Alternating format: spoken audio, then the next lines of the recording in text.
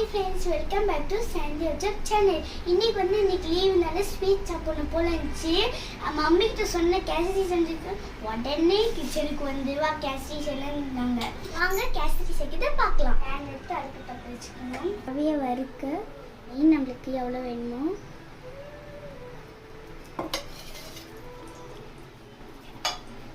நல்லா சூடாகணும். அப்புறம் தான் நம்ம ரவை போடணும்.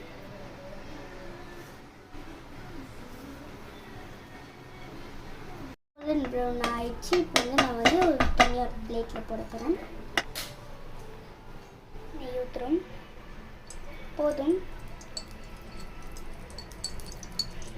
ஊற்றி முந்திரி திராட்சை நல்லா பொரிஞ்சிச்சு. இப்போ வேறு பவுலில் போடலாம். இப்போ கேசரிக்கு தேவையான அளவு தண்ணி ஊற்றிக்கலாம். தண்ணியும் பாலும் கூட ஊற்றிக்கலாம். நான் தண்ணி ஊற்றிருக்கேன். வெயிட் பண்ணுங்க, நல்லா தண்ணி கொதிக்கட்டும். இப்போ தண்ணி பாருங்க நல்லா கொதிச்சு பபிள்ஸ் வருது. ரவை போட்டாச்சு. பார்த்து கிளன்னா என்ன பபிள்ஸ் அப்படி வெடிக்குங்க. பாருங்க எப்படி வெடிக்குன்ட்டு. நானே பயந்து தான் கிளறேன். இப்போ இந்த மாதிரி பதத்துக்கு வந்தோடனே சர்க்கரை இந்த மாதிரி போடணும். அம்மா சர்க்கரையில் ஏலக்காய் போட்டாங்க. நீங்கள் சர்க்கரையில் ஏலக்காய் போடலின்னா தனியாக கூட போட்டுக்கலாம். இங்கே பாருங்க நல்லா அப்படியே ஜாஸ்தி அளவு வந்துச்சு. எனக்கு அப்படியே பார்த்தோன்னே எனக்கு எச்சு ஊறுது ஃப்ரெண்ட்ஸ். இப்போ கேசரியில் கலர் ஆட் பண்ணால் ஃபுட் கலர் ஆட் பண்ணலாம்.